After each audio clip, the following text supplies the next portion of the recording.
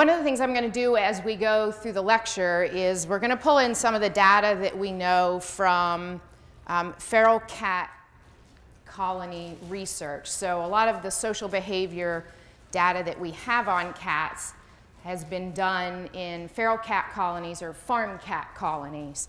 So, but what I'm also going to do as we go through is then compare to some of the social issues that we confront and what we do and don't know about social behavior in cats in domestic homes, okay?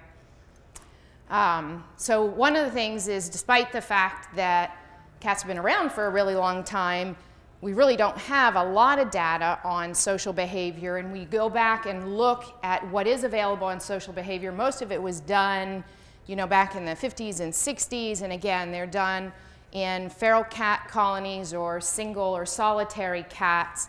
And so there's a little bit maybe of sort of skepticism, or you will, or caution we have to use in extrapolating some of this data, sort of like what happened in wolves. You know, for years they studied wolves either in captives, mostly in captive situations. And so there were a lot of assessments or judgments that were made about their social behavior based on group living in a captive situation.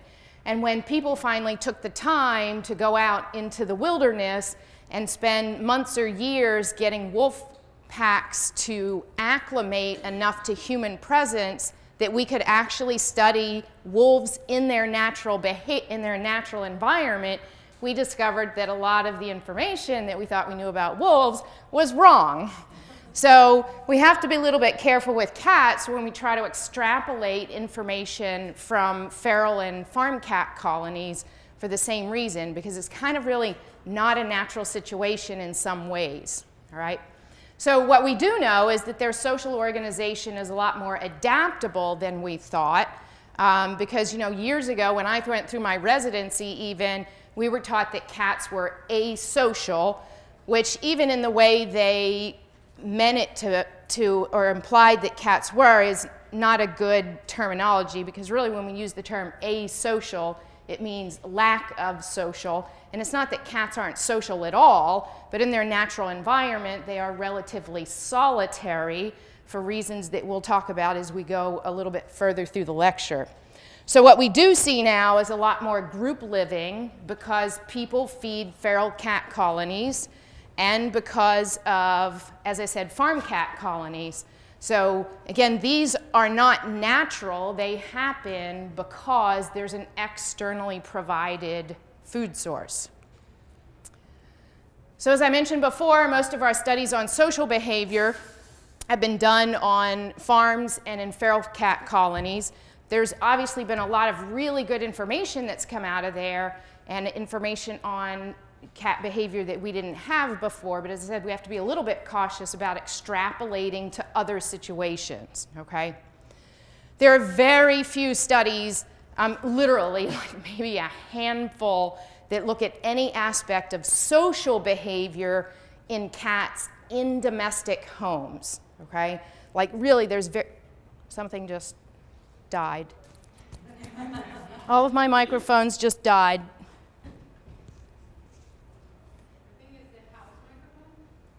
So yours is still going? Yeah, you can still hear. Okay. I can yell until somebody can go get the, maybe the battery ran out. Let me see, I might have some.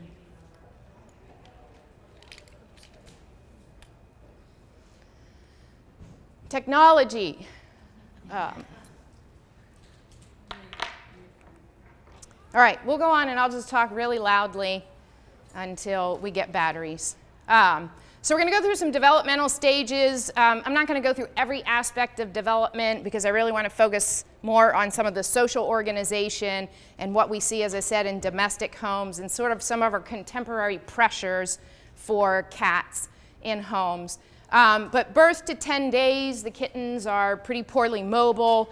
They do have socialization to olfactory and tactile information, but their socialization to auditory and... Sorry to interrupt. That's okay.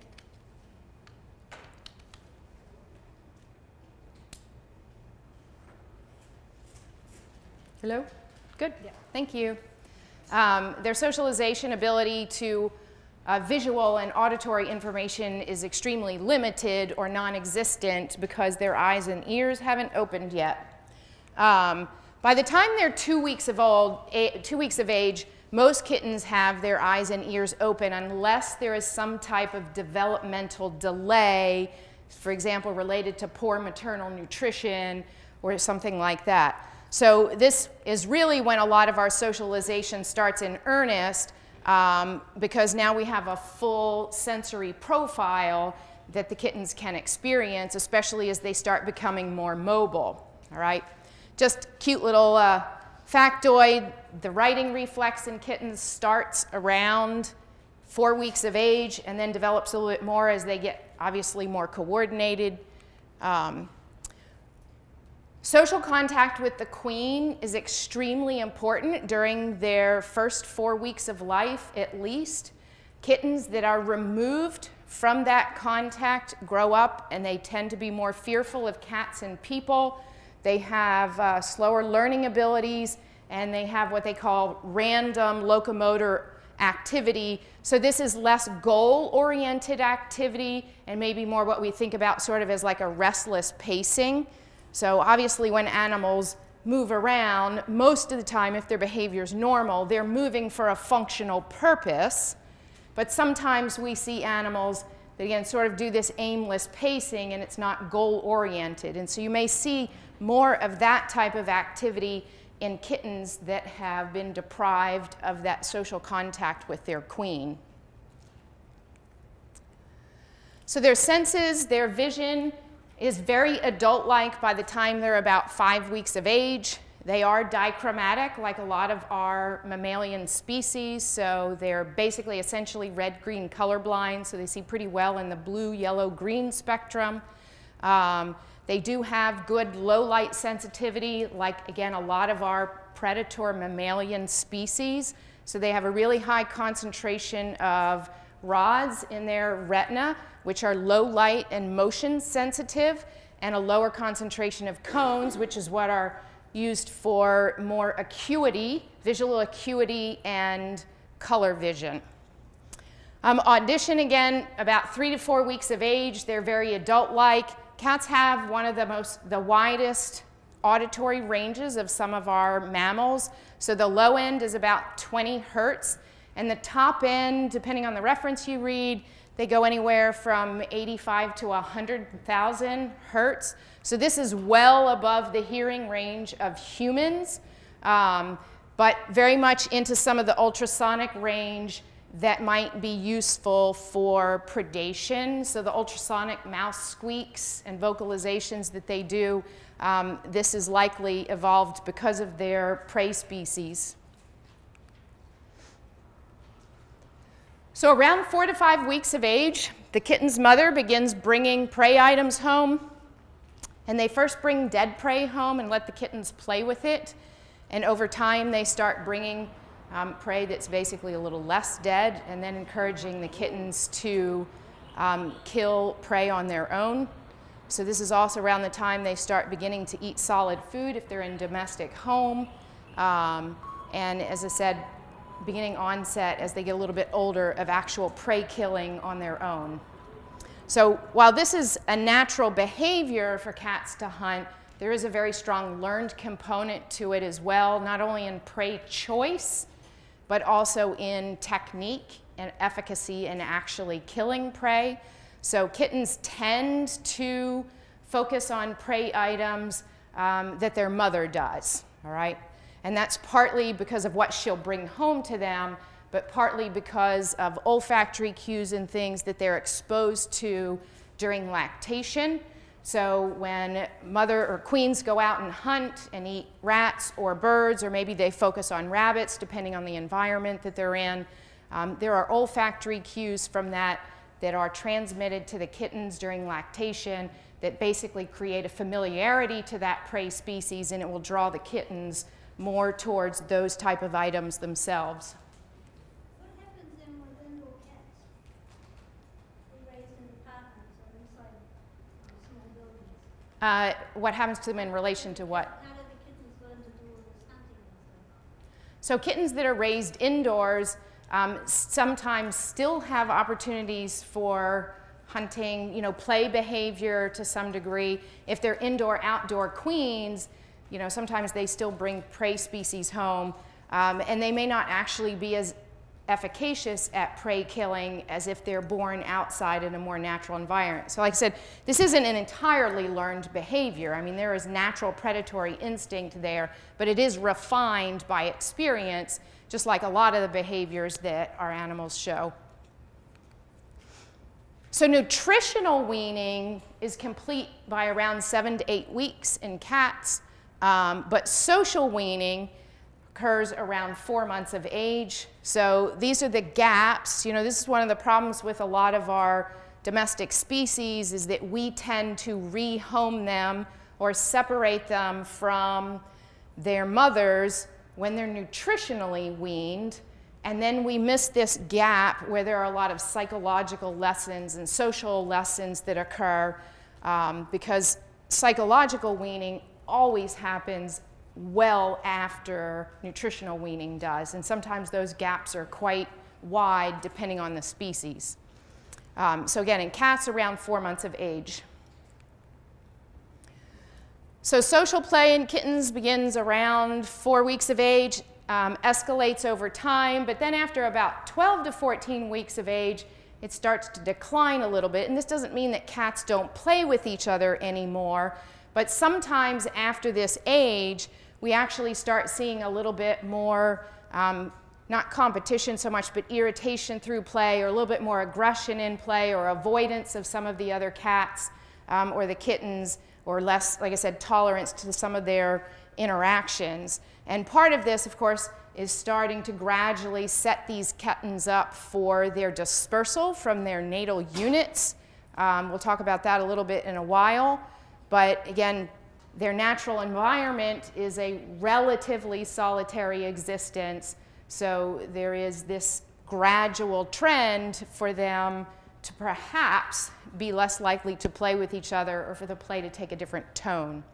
Object play with toys and items like that increases around 7 to 8 weeks of age, and then it's quite variable after that. All of you that work with cats know that some cats play more than others, just like other species of animals do. Obviously, I think there's a learning component to that too, and I think there are a lot of owners that maybe don't engender that behavior as much as they could, and that some of the cats lose play behavior more than they might if they were in a more natural setting again. So this, what we call the sensitive socialization period in cats, is 2 to 9 weeks, and as I mentioned before, we start around 2 weeks of age because that's when all of their sensory modalities are functioning.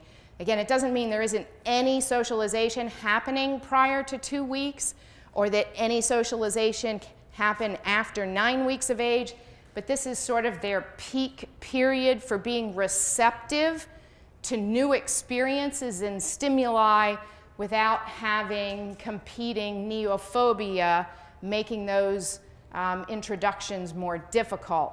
So just like a lot of our other domestic animals, like dogs and horses and things, there's a big conundrum here, which is we don't want to early wean the cats and take them away from their litter mates and their queen, but at the same time, if the maternal environment is not conducive to a good socialization experience, then by the time those kittens go out to a new home, they may have missed a lot of socialization experiences, and sort of we are working behind the ball curve already. There's a lot of emphasis during this conference on the importance of kitten kindergarten. The ranges of ages that they recommend the kitten kindergarten during seems to be 8 to 12 or 15 weeks. Largely, that's outside of the sensitive period. What are your thoughts on that? So she's asking about the emphasis on kitten kindy classes, and the age range recommendations for those usually run 8 to 15 weeks or so. And this is where we get into, obviously, conflict between medical health and socialization, and also there are liability issues, especially here in the US, that influence our decision. So ideally, those kittens should probably be in some kind of kitten kindy class before they're 15 weeks of age. You know, they should be overlapping here. But the reason that that rule comes in place is because a lot of classes want the kittens to have had 2 sets of vaccinations before they go into class for protection of themselves, but also other kittens against infectious disease. So I think as we move forward, we just need to try to do one more research on if we did put kittens in class at an earlier age, are they actually at risk of, or greater risk of developing some type of an infectious disease? So for example, we have one study in dogs that finally looked at incidence of parvovirus infection in puppies that attend puppy class, but that's one study against years of people's cognitive bias that puppies shouldn't go out in public until all their vaccines are done. So we need data, and I think we need data like that from kittens too. So hopefully some of these facilities that do kitten classes and maybe bring kittens in at 8 weeks of age will actually keep data and give us some hard evidence as to what the risk is for those kittens if we bring them in a little bit early. So handling an exposure is essential at this time, especially for socialization with people. The handling actually can be quite limited, so you can handle a kitten for 15 minutes a day or 15 minutes 3 times a week and do a significant amount of good acclimating those kittens to people. Obviously, their friendliness to people is related to their genetics, like there's a very strong paternal influence on friendliness in kittens. But the socialization aspect, sometimes just a little bit, can go a really long way. But obviously, there will be individual variations in how much contact time they need to be comfortable with any particular stimulus class. We do know that kittens that are adopted and then kept singly, meaning isolated from other cats and kittens, are much more likely to show aggression or have poor social behavior if you then try to introduce them to other cats as an adult. And this, we kind of would go, well, duh. I mean, that would kind of make sense. We see it again across a lot of other species of animals, or probably all of them if we really look at it. But it is nice to have some, even if it's just one study that shows that, yes, this actually can happen this way. So social maturity in cats is approximately 2 to 4 years of age. In a natal or a natural setting, the males will disperse from their natal group somewhere between 6 to 36 months of age. So we remember back to the kittens where we said their social play starts to decline around 14, 16 weeks of age.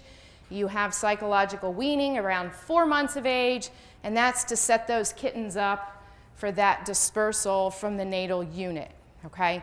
So the age variation is a little bit wide. Sometimes they leave voluntarily, and sometimes they're driven out by resident tomcats. Females may disperse, or they may remain with the natal group, okay? And that, again, is partly just individual choice. Usually the females are not driven out. If they leave, they just leave voluntarily. So when we look briefly at house cats, this is one of the ages that we often see rifts in sociability. So I sometimes, people adopt a couple kittens or maybe 3 or 5 from the shelter, and they bring them home, and the kittens, get along really well. Or maybe there's a younger cat and then an older resident cat, and they're getting along fairly well. And then when the younger cats get somewhere in that 2 to 4 age range, we sometimes see issues with inter-cat aggression and fighting starting over space or other resources. And of course, people are always perplexed. They were always such good friends, or they get along fine for a year. Why now? Well, that's because your little 5-year-old kid is now a 17-year-old kid, and the social relationships are not the same. And if, again, they were in a natural setting, they may be dispersing away from each other because of population density conflicts, or maybe just because those particular personality cats are not going to coexist well in the same space, okay?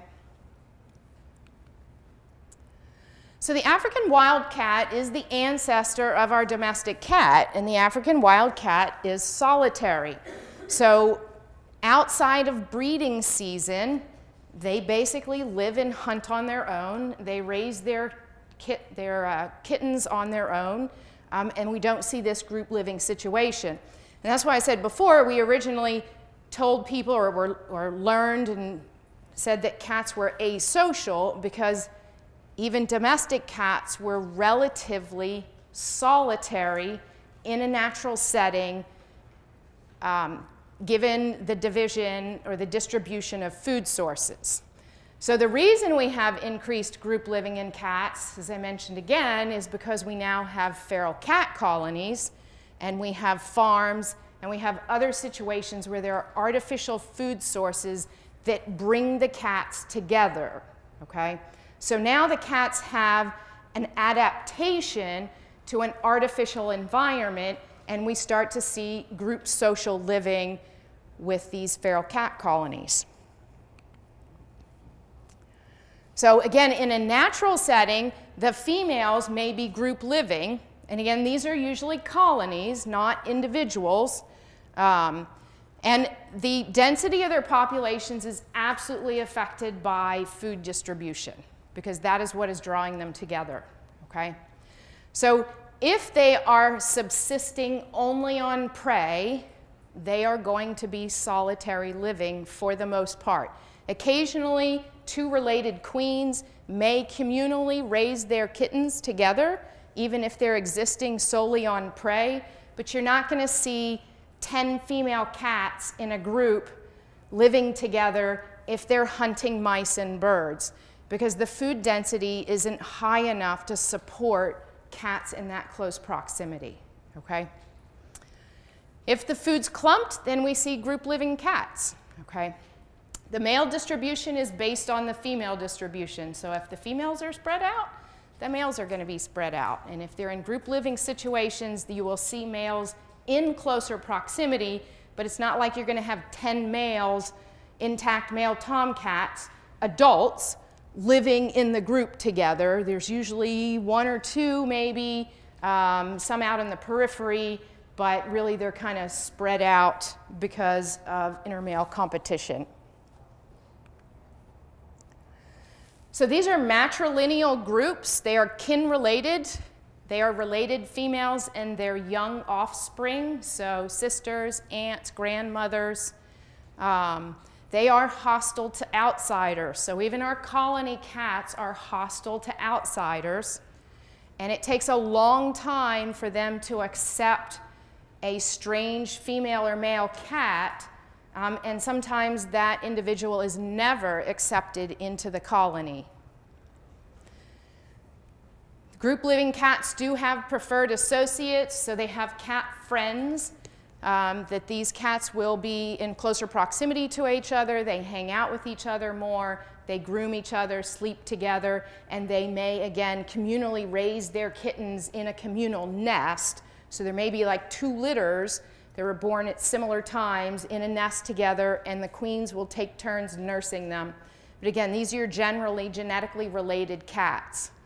And as mentioned, other pairs of cats, just like other individuals and other species, may never form any type of a friendship or bonding with each other, and those individuals are obviously going to stay away from each other.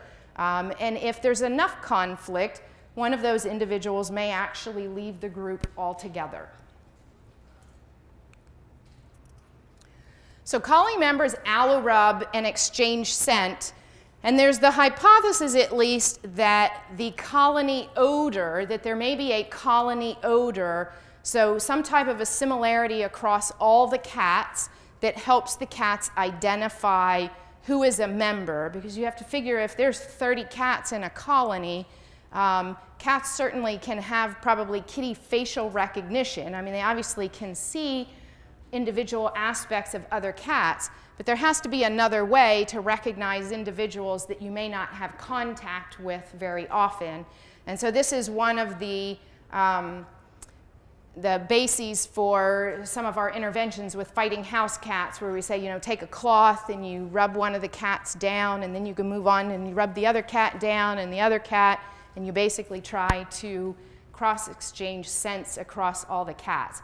Probably doesn't hurt anything. I don't know whether anybody has any definitive evidence that this actually exists, but there's, I guess, good reason to feel it at least plays a role in colony identification. Hello. So this also may be one of the reasons that we see house cats that attack other cats when they've left the house. So you take them out to the vet, they come back smelling like anesthesia, or maybe they were in boarding, and again, they probably have, they have to have odor particles, strange odor particles on them when they come back into the house. And we see a lot of cats, obviously, that there are fights triggered when the cat's brought back home. So in house cats, related cats, again, are a little bit more likely to remain social over time, although there can be rifts there too. Their personality affects their affiliation, and just like cats in natural settings, it is often very difficult to introduce strangers into the home or to a group. So we know those introductions need to be done slowly, usually much more slowly than the average person realizes. And some cats, it may take up to 1 or 2 years for them to accept a new cat into the group. Although there were some situations where obviously they're, again, just like feral colonies, they're never going to accept that particular individual into that household. So the success is definitely going to be affected by the population density in the area. So I say a lot of these homes that we see now is sort of like the reality show Big Brother. Take a whole bunch of unrelated individuals, you lock them in a house together, and then you don't watch the show because they all get along. You watch the show because bad stuff's going to happen. So we look at social distances, and this is where population density matters. The average core area, so the core area is where they basically eat, sleep, nest, okay, drink. Maybe not, they don't necessarily hunt there, but that's where they spend the majority of their time. Their resting areas are there, their nesting area may be there, they hang out with their other kitties. That's about 1/2 of an acre. That's average for cats. Their home range, so this is the range that they somewhat routinely traverse in their daily course of activities and their hunting. Group living female cats, 64 acres. These are averages. Single female cats, 182 acres. Bigger because there's no external provided food source, right? Males 3 times higher. There's one intact male cat that was documented to have a home range of 1,700 acres. So I don't know how many of you know how big 1 acre is, you know, but I don't know exactly how big, but it's way bigger than the average house, I'll tell you that, all right? So what about our house cats? Average home range, and I say it's the average home range because it's the average size of the average house. Like, I just looked up what the average house size was in the US, 2,600 square feet. So let that sink in. And then in a little while, we'll talk obviously about some other issues besides just lack of space that affects their social behavior inside a house, all right? So Bernstein and Strack in 2015 did a home range kind of space usage study, if you will. It was 1 single-story house, and there were 15 cats in the house. So right there, I don't remember how big the house was, but I don't think it was like a 6,000 square. It definitely wasn't a 64-acre size house, okay? 15 cats. What they found in that home was a little bit similar to feral cats, which is the males used more of the space than the females. The cats time shared, so they avoided each other when they needed to, and one cat sits in the window shelf during the morning, and maybe there's different cats that sit there in the afternoon. So they time share rather than actually physically share space. So we're not going to get 15 cats in one room. They'll all use that room potentially, or most of them, but again, they're going to sort of take turns in that location. All right? They do have a core area, so the cats have a certain part of the house that they tend to spend more time in than others, and there was no clear social hierarchy among the cats. Again, similar to our feral cat colonies. So that they describe these as living together but apart, okay? So they're all using the same space, but they are not all necessarily preferred associates or voluntarily coming together to do things together like dogs or horses might. You say at a core area that all 15 cats have the same core area? No, each cat has a core. Now there may be some overlap there, but each cat had core areas, but they were potentially in different parts of the house. So a lot of the cats stayed out of sight of each other at all times, or they just, again, stayed away from each other, and obviously there was closer proximity between the cats that were preferred associates. So the problem, again, with our house cats is they are unable to leave the group if there is significant social conflict or if there is insufficient space to avoid social conflict. So their spatial restrictions affect our tolerance. And then the other problem that happens, of course, is, well, I'll play this first. Oh.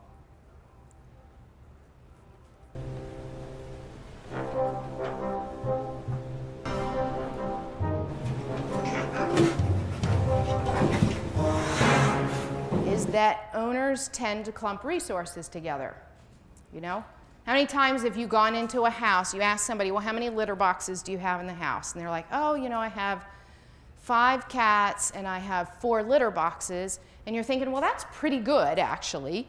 And then you go into the house and all 4 litter boxes are squished together in the same bathroom. I mean, really, you have 1 litter box, you know? So they clump the food and water bowls together, you know, they clump the litter boxes together. They have too few resting spaces, especially choice resting spaces. And the resting spaces are designed for what species? People. So they're all about this height or lower. And then the cats are, again, trying to avoid each other, but also find preferred spaces, and then they come in more conflict. These cats might be extremely well cohabitating if they weren't sort of forced to compete over restricted resources.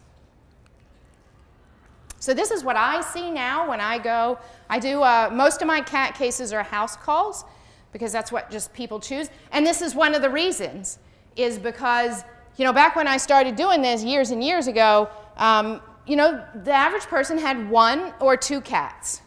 And now it is pretty routine for there to be anywhere between 3 and 10 plus cats, okay? So there's tons. I have this one client I've been seeing recently. She has a condominium, so I don't know what condominiums look like in other places, but it's a 3-story, but she only uses 2 of the stories. And it's not that big. I mean, it's probably maybe 2,000 square feet. There are 13 cats. They're literally, you know, Dr. Pockle, if you went to his lecture this morning, he's like, if they say, you know, is your cat, or that my cat's peeing everywhere, you have to say, well, is it really peeing everywhere? They literally are peeing everywhere in this woman's house. Everywhere. Except on her bed. I take that back, which is ironic because a lot of them congregate there.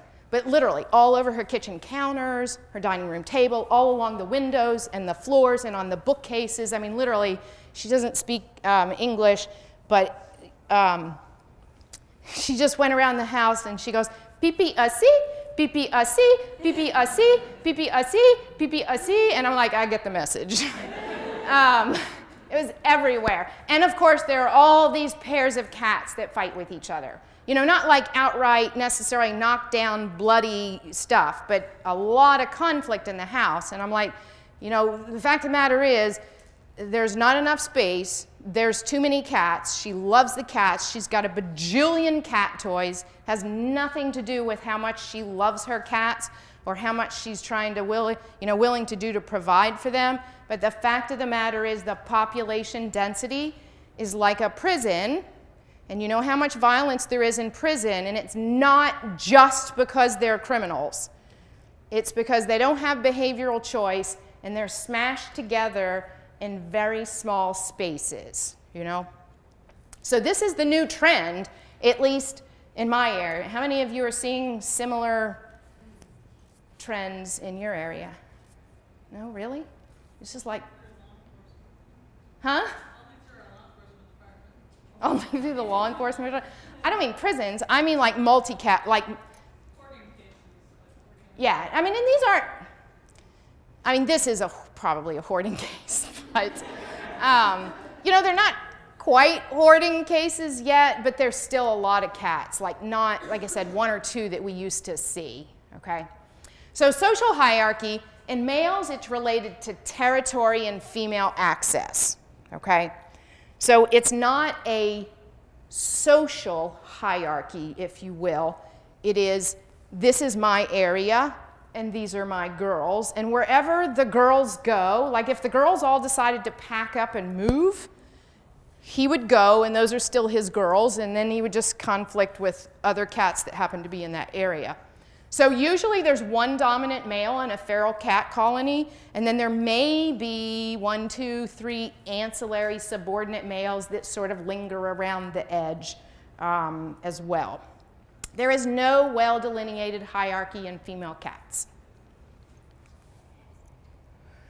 So in house cats, we found that one study that said, again, there was no delineated hierarchy, but there are going to be status conflicts and resource conflicts, again, with increased density, because that's just what happens in any species. Sometimes we impose artificial hierarchies on individuals because of the artificial environment that we have put them in, and this is what we see in cats. So you may go into a home and an owner says, you know, Tuffy is dominant over Poofy and Fifi and whoever, and it may not look like that if they were out in a feral setting, but because they're in an artificial environment with artificial manipulation of their resources, then we impose an artificial hierarchy on the cats. So colony cats don't appear to actively defend territory. They do exclude intruders, but it's not like there's this boundary where like you cross that line and you're in my territory and I'm going to react, but if you're on that side of the line, you're okay, okay? So this is more related to their proximity to trying to come to one of the group members, right? So there is some research that indicates there might be a little bit of a territoriality in some of the male cats, but again, it's not really well delineated, and their competitiveness seems more related to residency versus an actual location. So there's no data for actual territoriality in house cats. There are cats that appear to defend certain areas of the house from other cats, and whether that's an actual territory or whether it has to do with a proximity issue. So if one cat has a core area and it doesn't like the other cat, and the second cat comes into that location, it may be more of an issue with proximity versus actually defending that room of the house or something like that, okay? I do occasionally, like these are rare, thankfully, have had some cats that in homes do appear to defend a specific location. Like sometimes it's the room where the litter box is, And if another individual, and it could be a cat or a dog or a person, goes into that location, the cat becomes quite aggressive, but doesn't show that in proximity to that individual in another part of the house. So those may be examples of territoriality, but they're probably pathological. So marking behavior, we have scratching, which leaves a visual and an olfactory mark, and then our bunting and rubbing, which again is visual and olfactory because cats actually see other cats bunting, but then they also can come across the olfactory mark that is left behind. Scratching, olfactory too, as I mentioned, and the visual, same thing, they can see cats. So house cats mark for similar functions as feral cats. And I'll be honest, we don't really understand everything that there is to know about marking in cats, and it's probably true with marking in a lot of other species as well. So when we look at urine marking, they can do urine spraying, but it does not appear to be related to territory. There is no evidence that urine spraying in cats is an attempt by the cat to exclude other cats from that location. There is zero evidence for that, okay? It does deposit information, so it leaves information about the cat's reproductive status. It leaves information about the cat's health and vigor, and it probably leaves information about timestamp or passage. So how recently did cat A come through this location, right? Because remember, if they're doing time sharing, it does help to know when the other cat's likely to come into that area so that you can avoid them. Reproductive status and timestamp both make sense in that context. Why would they want to communicate information about their health and vigor if not to defend their territory? Like say, I'm really strong and able, this is where I am, you might not want to be here. Reproduction. Yeah. Because again, a lot of this information is coming out of feral intact animals. And just because we spay and neuter them doesn't take all of that biological drive and that natural behavior away. So house cats, we see vertical and horizontal marking. There obviously are going to be similar functions to feral cats. One of the things I hear a lot is that the house cats mark because they're anxious and maybe they're doing it to deposit a familiar scent. Again, we say this, but honestly, I have never come across any data to actually show that if the cat pees, therefore it's less anxious, I think sometimes we, even as professionals, not that I came up with this, but sometimes we sort of have to explain things to owners like, well, we think your cat's peeing because he's anxious because, there's 12 other cats in the house and they're fighting with each other. But whether the deposition, so, the cat household I was telling you about before with the 13 cats, there's at least 2 of them urine spraying. I don't know if there's more because she has to put cameras up. She's like, oh, she's sure it's that. And I'm like, put the cameras up. But if this was just about deposition of familiar scent, after 6 years of peeing 5 to maybe 20 times a day, don't you think the scent would be there? There's got to be more to it than that. We just don't know what it all is yet. So other aspects about social conflict in cats, we're going to just watch this little video here.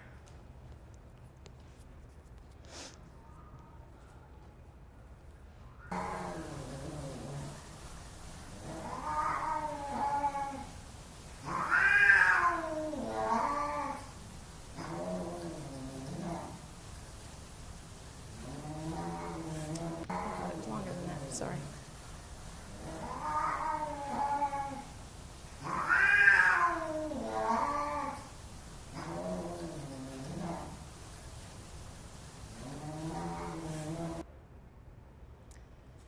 So cats don't have true submissive signals in the sense of a group living species.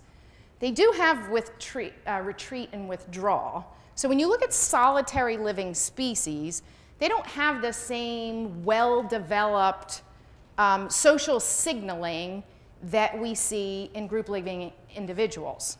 They don't need to. They come together, they breed, and they separate, you know?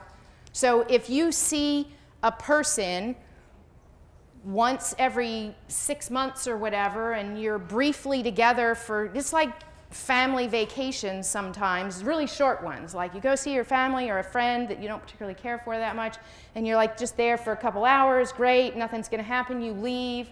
But when you live with an individual every day, and there's a lot of potential for conflict, what you have to have are reconciliation protocols. You have to have reconciliation behaviors, because if you don't repair breaks in the relationship, what happens to the relationship? Divorce. They leave, you know? So our group living species have good reconciliation behaviors. How many of you in here work with dogs also? How many of you have had a dog owner tell you that the dog bit the owner and then he acted sorry? How many of you have had a cat owner tell you that? Never. I've never had a cat owner tell me that, and I've had hundreds, probably thousands of dog owners tell me that.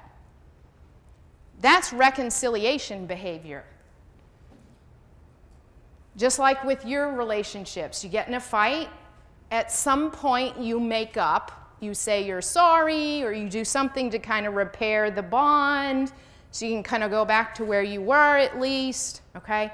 Cats don't have that, and it's one of the reasons that we see sometimes such dramatic effects from redirected aggression, or these cases, again, where you take the cat out to the vet, you bring it home, the cat at home goes, "Who the hell are you?" beats him up, and then the owner's like, "No, they can't be anywhere near each other now. They got together, they got along, they're best buds for 7 years. I came home from work, and now they can't even stand the sight of each other." This is one of the reasons for that, is because they don't have those well-developed reconciliation behaviors. So that conflict may have greater effects and last longer. Same thing with the dog owners. How many of you have seen dogs that have had episodes of redirected aggression to each other? How many of those were like night and day? Like the dogs got along, they had some episodes like that, and then they got in a fight because of a redirected episode, maybe at the back fence or whatever, and then the owner says instantly they can't ever be together. That hardly ever happens. Like, I don't know of a case where it's happened that abruptly, but it happens in cats all the time, you know? So, fear, inner cat aggression can happen with people. Because again, even with people, they don't have the same relationships with people that they might with that a dog or something like that might. So this cat did this to strangers, not necessarily to the owner, but if you watch him, what does he do? He runs back there and he beats up the other cat. So whenever somebody comes to the door, not only does this cat attack the door, but then he runs off and he beats up the other cat in the house, okay? All right, predatory behavior. So the average cat, 300 calories a day, ballpark, right? Average mouse is about 30 calories. So how many mice a day is that? 10 mice. They have to try 2 to 5 times for a successful capture. So for every one mouse they catch, there's 2 to 5 other pounces. Basically, it takes them 2 to 5 times to catch it. That's a lot of pouncing.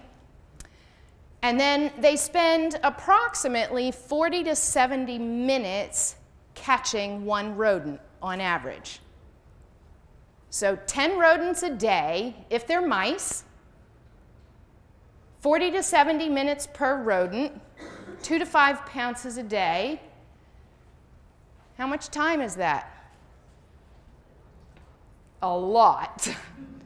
That's a lot of time. I don't work that hard for my food, I'll tell you that. I'd be really skinny if I worked that hard for my food. We all would be, if we did what we were supposed to do, you know? So what about our house cats? How much time do they spend catching mice? Pretty much 0. If they're lucky, they get a June bug or one of those mosquito hawks, you know? Huh? Yeah. All right? So they have almost a complete loss of predatory opportunities, and then we change their feeding.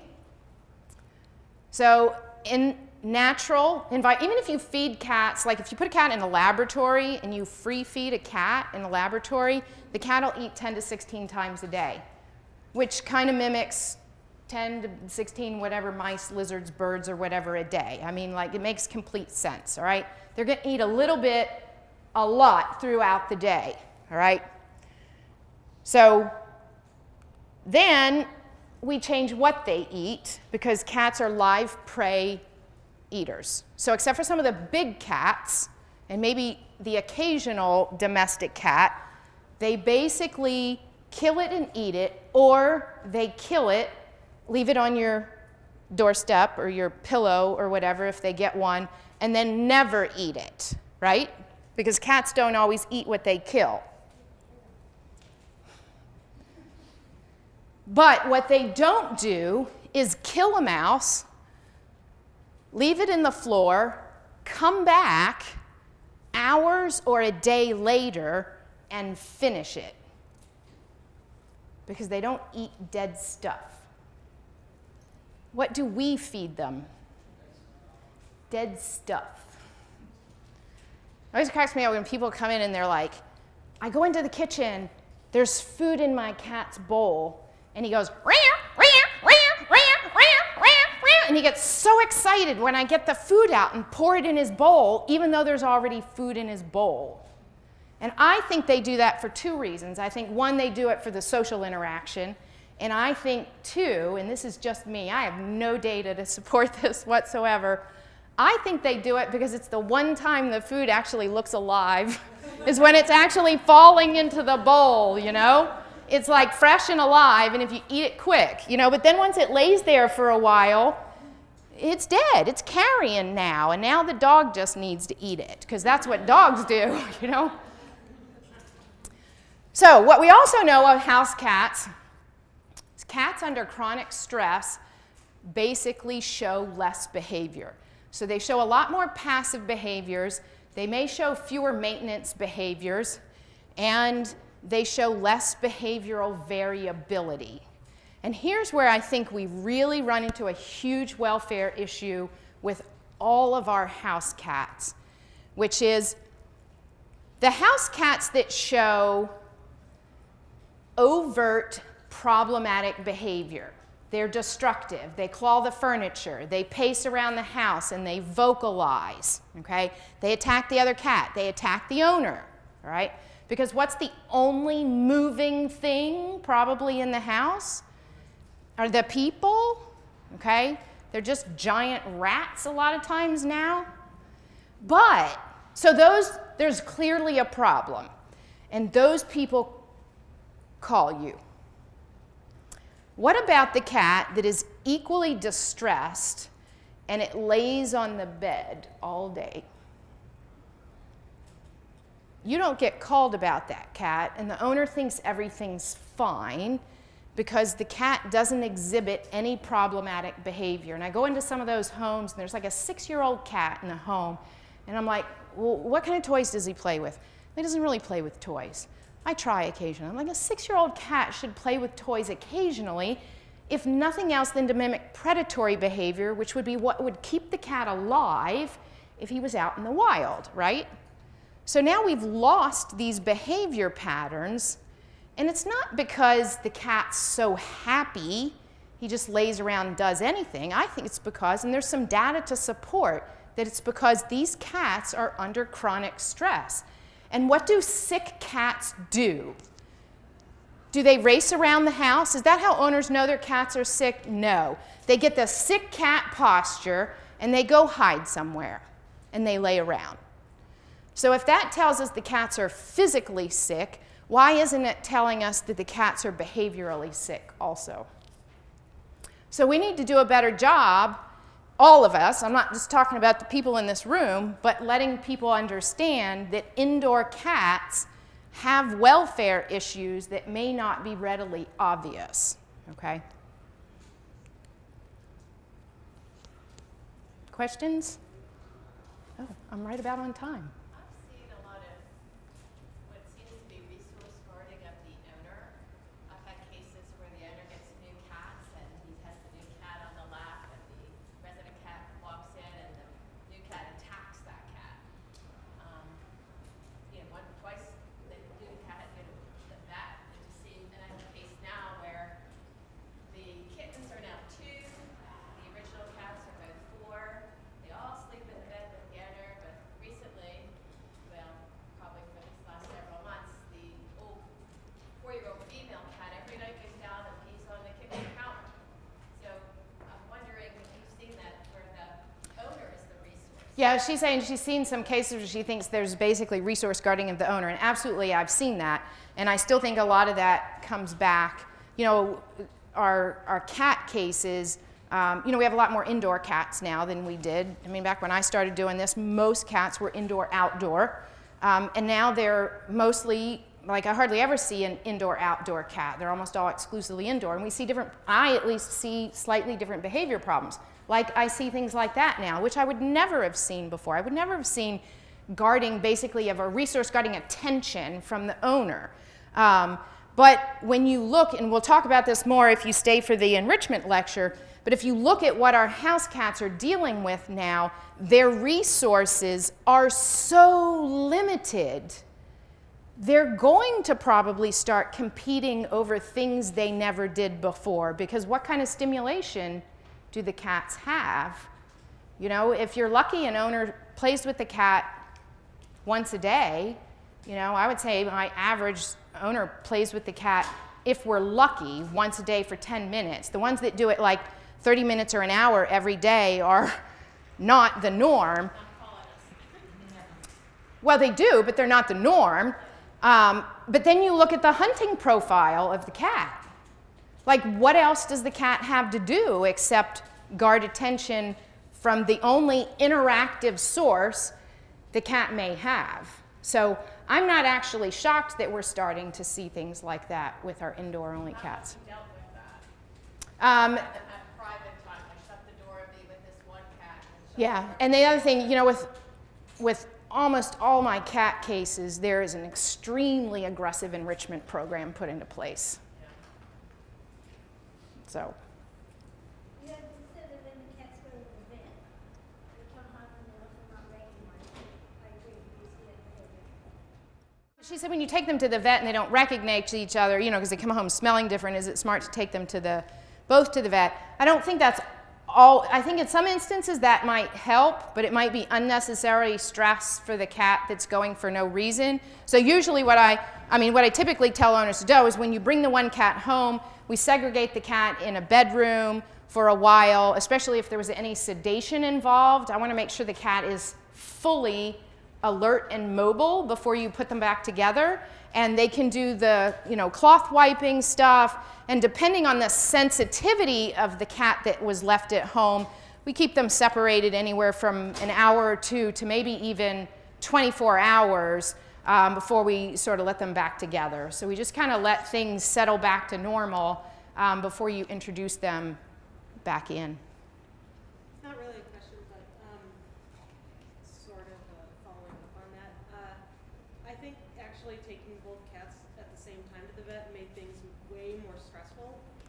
And I had done that before, and the reaction was a lot stronger negatively when they got home because they both went through something pretty Right. painful.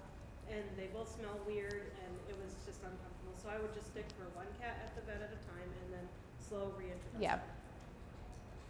And if they do go to the vet at the same time, not in the same carrier. So you talked about basically if you have a cat, they should have a lot of space. How do you feel about indoor, outdoor cats? She asked about, giving cats more space and how do I feel about indoor-outdoor cats. I'm a big proponent about trying to get cats back outside if we can do it safely. Like, I tell everybody about cat fencing. We talk about harness and leash training. I think cat fencing's the best if they can do it and they have a place to do it. But leash walks are an option for some of the cats too. And then otherwise, we just do what we can, making better usage of space in the house. And again, we'll talk about that more in the next lecture, and really aggressive with enrichment. I have 6 cats, and I just had a little panic attack because I live in a little apartment, but I do Yeah. leash walks. Good. And I have, Yeah. all the knickknacks. Now, this poor lady I went to see, I was like, every time I see her, I'm like, no more cats. No more cats. Or I'll fire you. We have 2 cats, and they're indoor out, but we live in northern New Hampshire, so it's a little different situation. Is there problems in letting the cats out when it's -degrees Letting them out when? at night? I think she says there's a problem letting the cats out at night, and I think it depends on where you live, because like down in Texas, the coyotes will get them like that. Like, you can't leave them out at night, and depending on where the owner lives, it may be dangerous for them to be out during the day, if it's a very suburban area and they're going to get hit by a car or there are stray dogs. So you really have to look at the environment that they're in. I think there are some situations where they could go outside unfenced pretty safely in the right geographic location. They stay pretty much in the yard, but you just wonder whether you're keeping them then howling to go out, or you let them out and just take the chances. Right. It's everything we do is a risk-benefit assessment, for the owner and the animal. Could you tell me more about the fencing you see cats in the yard? Because I've lived in a lot of different places, and I've met a lot of, sometimes neighbors who were very malicious and expressed a want to hurt my cats. So Yeah. my concern is protecting them from other people who may not like them and may actively try to harm them. So she was asking about the cat fencing. How many of you in here are familiar with cat fencing? Yeah, several of you. So one of the companies you can look at is called Perfect Fence, Purrfect fence. And basically it's, I don't know whether it's made out of nylon or vinyl or whatever. It's kind of a flexible mesh fence that they build up either from the ground or from the top of an existing fence.